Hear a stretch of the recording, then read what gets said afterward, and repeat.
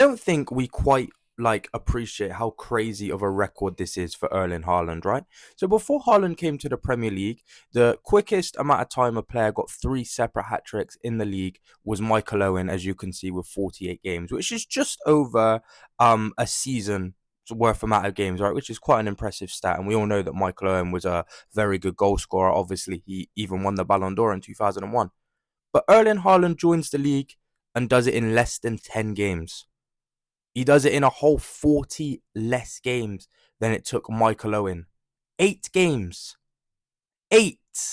Think about how crazy that is. And helped Manchester City win their first ever Champions League, win the treble, and he scored 52 goals in 53 appearances in all competitions, and he scored 36 goals in 35 games in the Premier League. And it's just an absolutely insane season, and I feel like he was robbed of the Ballon d'Or. There were a few negatives, sort of repercussions and effects of this season, and it's the fact that Haaland's now set the level so high.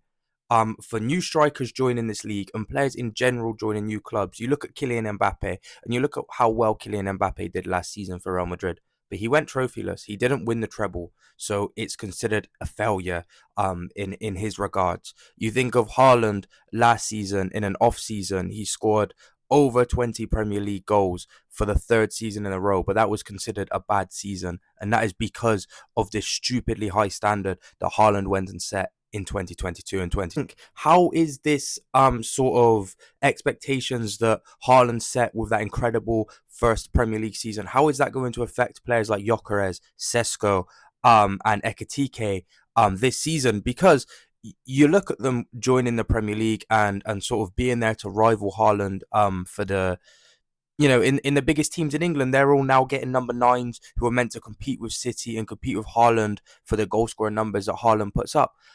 But how are these expectations that Haaland set in the treble winning season, how is that going to affect these players?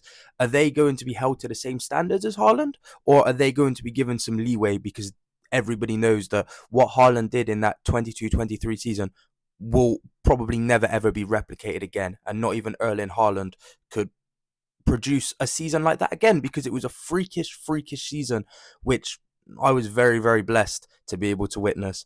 And I know some of you don't feel the same about that.